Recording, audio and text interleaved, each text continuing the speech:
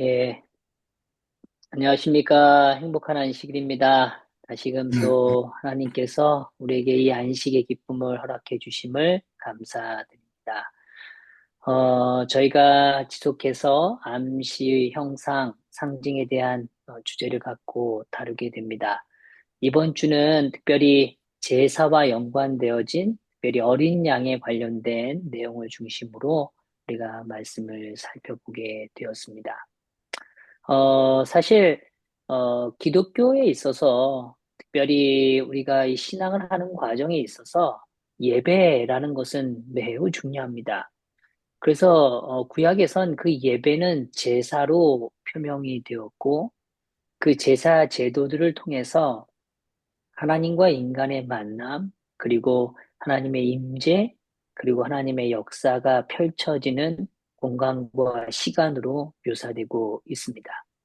그래서 오늘날 이 제사 제도에 대한 이해를 갖는다는 건 엄격하게 적용하자면 오늘 우리가 갖고 있는 예배, 또 오늘 우리가 갖고 있는 삶의 기준들, 그 모습이 어떻게 하나님께 드려지는가에 대한 이해를 같이 한번 생각해 볼 수 있는 주제라고 보여집니다. 그래서 오늘 희생 제사의 이해라는 제목을 갖고 살피게 되는데요. 이것을 통해서 오늘 우리가 예배가 어떠해야 하는지, 또 무엇에 초점을 두고 있는지, 그것을 좀 더 명확하고 분명하게 볼 수 있는 그런 또 교과의 시간이 되기를 바랍니다. 기억절을 먼저 읽어드릴게요. 그들이 새 노래를 불러 이르되 두루마리를 가지고서 그 임봉을 떼기에 합당하시도다. 일찍이 죽임을 당하사 각 족속과 방언과 백성과 나라 가운데서 사람들을 피로 사서 하나님께 드리시고. 여기 이 표현은 계시록 5장의 매우 중요한 한 부분을 강조해 줍니다. 사실 계시록 5장에선 하나님의 즉위식이 형성되어 있고 예언적으로는 새로운 국면에 접어들고 있는 모습이죠. 근데 여기 그들이 새 노래를 불렀다라고 표현해요. 그런데 뭐라고 이야기하냐면 그 노래의 핵심은 무엇인가 하면 두루마리를 가지고서 그 임봉을 떼기에 합당하시도다라고 부른다는 것입니다. 그 임봉이라는 건 당시에 토지나 어떠한 것들을 매매하거나 어떤 서약적 기록들을 봉인한 형태의 방식입니다. 그래서 인장으로 거기에 이렇게 딱 밝혀서 그 임봉을 해 놓은 것이죠. 근데 그 임봉을 뗀다는 건 그 소유가 완전히 드러나거나 혹은 그 소유를 이관하는 하나의 형태로서의 증거로 제시되는 형태입니다. 그러니까 오늘 예수 그리스도는 이제 오늘 하늘의 즉위식을 거침으로 인하여 오늘 자기의 백성에 대한 소유적 관념을 아주 실제로 드러낼 수 있다는 걸 보여주고 계시는 거죠. 중요한 건 오늘 하나님께서 자신의 백성들을 자신의 소유로 주장할 수 있는 이유가 명확합니다. 그것은 무엇인가 하면 사람들을 피로 사서 하나님께 드리시고라고 표현한 것입니다. 예수 그리스도는 오늘 우리의 소유를 주장할 수 있게 된 겁니다. 오늘 우리가 그저 죄로 인하여 영원히 죽어야 되는 운명에 놓여진 게 아니라 오늘 회복될 수 있는 새로운 생명을 부여받은 존재라고 이야기하는 거예요. 그 이유는 다른 데 있지 않습니다. 오늘 피로 샀기 때문인 거죠. 그래서 오늘 제사에는 항상 피가 존재합니다. 그 피가 없는 제사란 인정받을 수도 또 연락될 수도 없다는 사실이죠. 그러한 측면에서 성경을 관통하고 있는 이 예배, 제사라는 매우 중요한 하나의 의식 속에는 분명히 이 피라는 매우 실제적이고 하나님께서 이루으시는 특별히 예수 그리스도께서 행하신 사건에 기반되어져서 오늘 우리가 경험할 수 있는 실제적 상황과 존재를 우리 앞에 보여주고 있다는 것이죠. 다시 한번 정리합니다. 오늘 우리의 예배에는 그리스도의 보혈이 필요합니다. 그 보혈이 없이는 오늘 우리의 예배는 잃어버린 예배입니다. 어떠한 효력도, 어떠한 능력도, 어떠한 감동도 어떠한 진실된 변화도 일어날 수 없다라고 이야기해 주고 있는 것이죠. 요일별로 좀 내용을 보면, 일요일부터 수요일까지는 그 구약에 등장하는 이 제사가 갖고 있는 특징들을 세 가지 관점에서 매우 중요하게 다뤄줍니다. 제사 또한 연합되는 제사가 있고 연합되지 못하는 헛된 제사가 있었다고 이야기해요. 그리고 진짜 제사에는 피가 존재했다는 것입니다. 그러나 그 피는 상징의 피였다는 거예요. 그 상징의 피는 어린 양으로 묘사되죠. 그러나 그 본질적으로 그 어린 양은 누구를 가리킵니까? 예, 우리가 잘 아는 대로 예수 그리스도를 말해주고 있는 것입니다. 오늘 예수 그리스도가 우리의 그 제물이 되어 주셔서 그 피를 흘리심으로 그 어린 양을 통해서 우리는 구원의 역사를 경험할 수 있게 된다는 것입니다. 이 구약의 사건을 기초로 이제 그 이야기가 신약에 와서는 하나님께서 그 일들을 어떻게 이루시는지를 보여주고 계시는 겁니다. 오늘 예수님께서는 그 성소에서 자신이 오늘 피의 주체로서 성전에 오신 예수님을 보여주는 겁니다. 이 땅에서 그분의 삶이 어떠한 삶을 사셨고 또 어떠한 일들을 이루셨는지를 신약을 통해서 우리의 주체가 되시는 그 예수 그리스도를 보여주고 있는 것이죠. 그분은 만물을 창조하신 오늘 창조주이셨습니다. 오늘 역시 그분은 그런 거룩한 존재로서 우리 앞에 존재하고 그분을 바라볼 때 오늘 우리의 삶은 진정한 변화와 우리의 처지를 이해하고 깨달을 수 있다라고 교과는 우리에게 이야기해주고 있는 것입니다. 이런 흐름을 갖고 세 가지 관점에서 간략하게 좀 살펴보고자 합니다. 첫 번째는 제사는요, 간합받는 제사와 간합받지 못하는 제사로, 다시 말하면 참된 제사와 거짓 제사로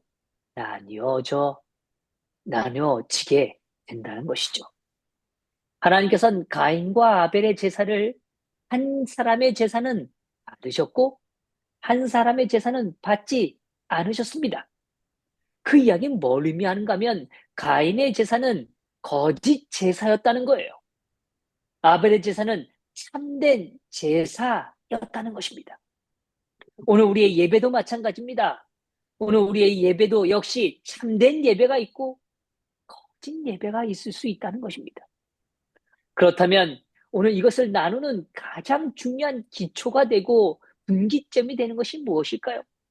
그것은 바로 오늘 가인은 하나님이라는 한 존재에 대하여 불편함을 느꼈다는 것이죠.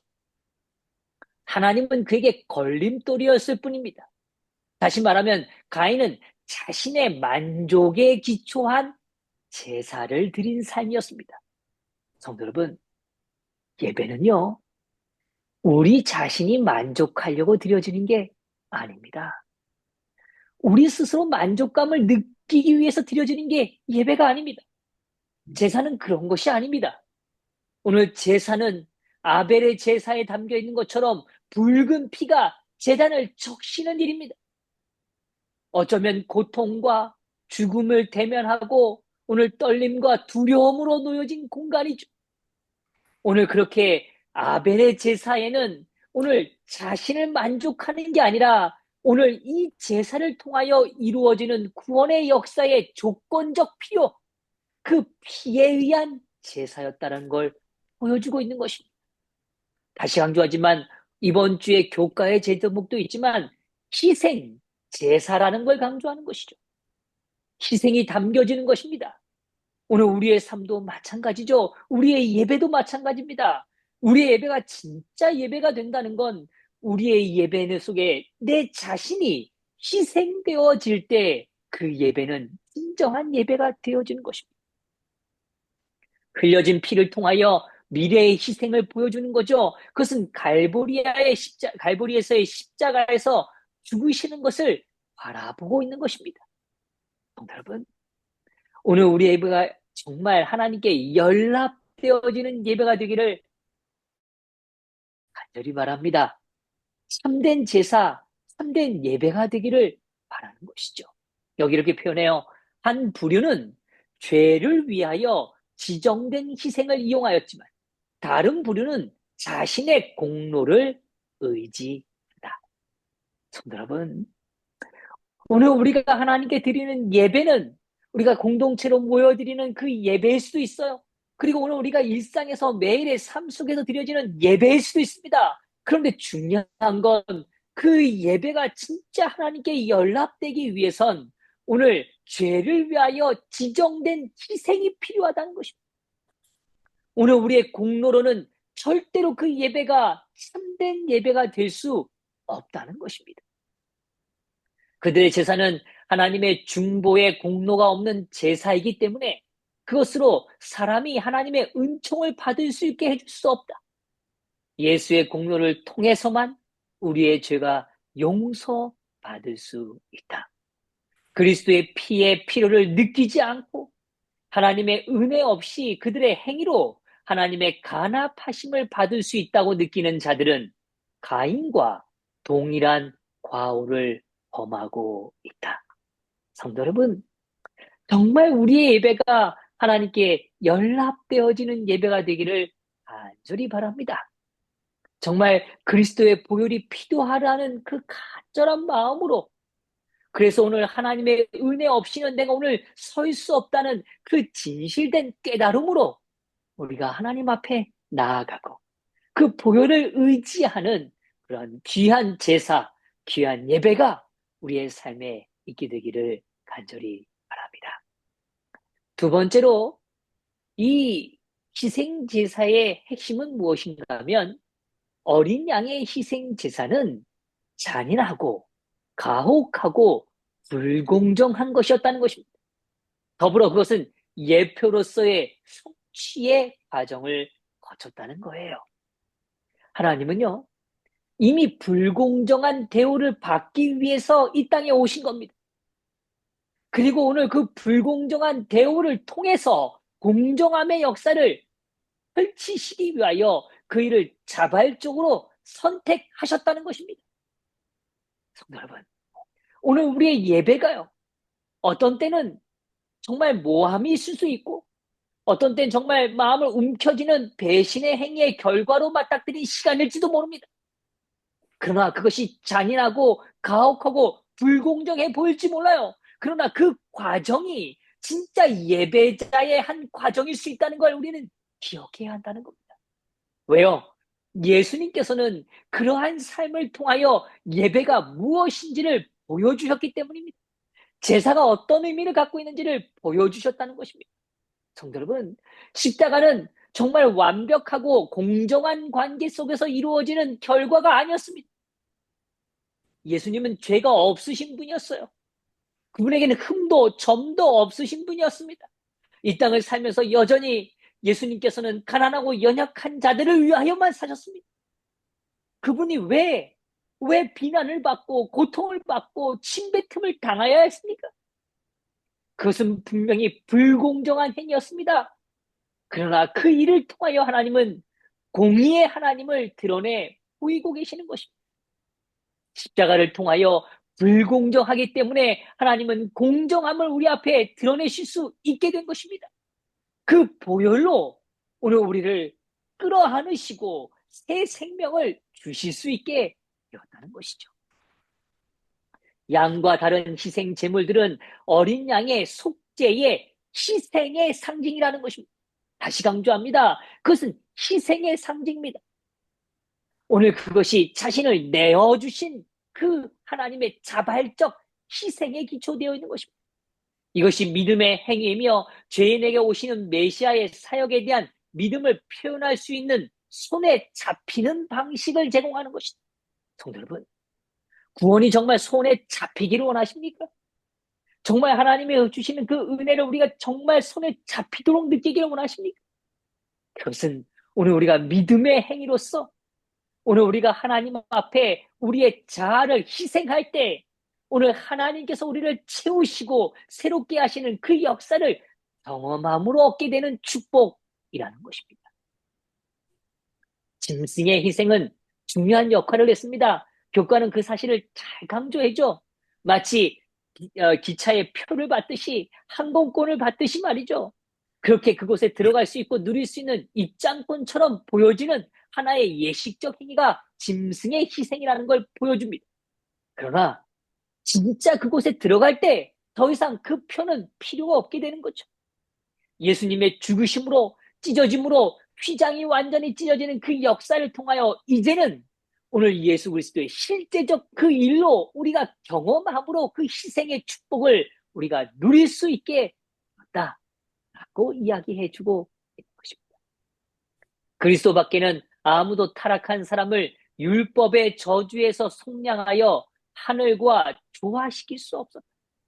그리스도께서는 죄책 그리고 거룩하신 하나님께 매우 가증함으로 아버지와 아들을 틀림없이 분리시킬 죄의 수치를 자진해서 떠맡으실 것이었다. 그리스도께서는 타락한 이를 구원하시기 위하여 비참의 심연에까지 내려가실 것이었다. 예, 성도 여러분 기억하십시다. 오늘 예수 그리스도의 십자가는 희생입니다. 불공정하지만 그 길을 통하여 하나님은 공의를 세우신 것입니다. 세 번째로 어린 양으로 오신 예수 그리스도의 거룩하심을 충족하는 삶이 오늘 그 거룩하심으로 충족되어지는 삶이 우리의 삶에 뭐해져야 된다는 거예요. 적용되어야 한다는 것입니다. 오늘 하나님의 거룩함을 바라볼 수 있어요. 오늘 그 거룩함이 우리의 삶의 영향으로 다가오고 우리의 삶 또한 거룩해질 수 있다라고 이야기하는 것입니다. 이게 희생 제사가 갖고 있는 놀라운 축복입니다. 그것은 예수님께서 행하신 것으로 끝나는 게 아닙니다. 그게 오늘 살아서 생명력을 갖고 우리의 삶에 들어와 새로운 능력으로 우리의 삶을 덮게 된다는 것이죠.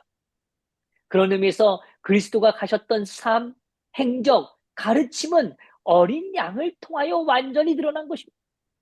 그분의 삶이 우리의 삶에 젖어 들을 수 있다고 이야기하는 거예요. 외형적인 것으로 우리의 삶에 채워지는 것이 아니라 오늘 하나님의 보호자를 진심으로 바라볼 때 그 거룩함을 깨닫게 될 때 오늘 우리는 우리의 존귀함, 하나님의 존귀함 앞에서 인간의 형편을 바라보고 우리의 한계를 바라보고 다시 한번 하나님의 능력을 간구하는 축복을 누리게 된다는 것이죠. 여기 이렇게 표현해요. 빌립이 예수께 와서 아버지를 우리에게 보여주옵소서. 그리하면 족하겠나이다 라고 요구하자 그리스도께서는 그에게 빌립아 내가 이렇게 오래 너희와 함께 있을 때 내가 나를 알지 못하느냐? 나를 본 자는 아버지를 보았거늘 어찌하여 아버지를 보이라 하느냐고 대답하셨다. 그리스도께서는 아버지를 대표하는 자로 세상에 보내심을 받았다고 스스로 주장하신다. 그분의 품성의 고귀함을 통하여 그분의 사랑과 선하심을 통하여 그분의 자비와 부드러운 동정을 통하여 그분은 하나님의 완전하심의 체현, 곧 눈에 보이지 않는 하나님의 형상으로서 우리 앞에 서신다. 예, 성도 여러분, 우리가 하나님을 보고 싶습니까? 예, 볼 수 있습니다. 예수 그리스도의 삶을 통하여 우리는 그분을 보게 된 것입니다. 오늘 학개서에 등장하는 성소가 지어지는 일이 일어납니다. 포로 위에 다시 성소를 짓죠. 그 성소에는 하나님의 임재가 들어있지 않았어요. 그 영광의 불이 임하지 않았습니다. 오늘 법궤는 더 이상 그곳에 존재하지 않았습니다. 그러나 그 성소가 더 온전한 영광으로 충족될 것이라고 이야기합니다. 오늘 그 존재가 예수 그리스도가 오늘 그 성소에 오심으로 그 역사를 이루셨다고 교과는 강조해 줍니다. 그것처럼 오늘 우리의 삶에 하나님의 영광이 재현되고 있는 것입니다. 하나님의 완전하심의 체현, 오늘 육체로 드러난, 형격히 드러난 그 존재가 누구십니까? 바로 예수 그리스도입니다. 성도 여러분, 예수 그리스도를 바라보십시다. 그리고 그분의 거룩하심을 바라보므로 그분이 오늘 우리의 삶에 다시 한번 거룩함으로 다가오고 임재하시는 그 역사를 경험하게 되는 저와 우리 성도들 되시기를 간절히 바라면서 오늘 교과의 요약을 마치도록 하겠습니다. 기도하겠습니다. 하늘에 계신 아버지 하나님, 오늘 우리의 예배가 하나님께 연락되어지는 참된 예배이기를 간절히 원합니다. 오늘 우리를 만족시키고 오늘 우리의 기분을 좌우하는 예배가 아니라 정말 하나님 앞에 온전히 드려지는 오늘 하나님의 방법 앞에 굴복하는 그런 철저한 희생의 제사가 될 수 있도록 축복하여 주시옵소서. 주님, 정말 하나님께서 오늘 우리의 삶을 위하여 보이신 그 거룩함을 바라보게 하시고 오늘 그 거룩함으로 우리의 연약함을 인정함으로 오늘 다시 한번 하나님 앞에 나아가고 가까워짐으로 오늘 그분의 영광이 우리의 삶에 채워지는 그런 아름다운 역사를 맛보도록 인도하여 주시옵소서. 주님, 오늘도 우리 가운데 살아계시고 오늘 우리의 예배가 예배됨으로 인도하시는 하나님이 계심을 인하여 감사드리며 사랑 많으신 예수 그리스도의 이름으로 기도드리옵나이다. 아멘. 아멘. 감사합니다. 네, 고맙습니다. 감사합니다. 예, 오늘은 민경자는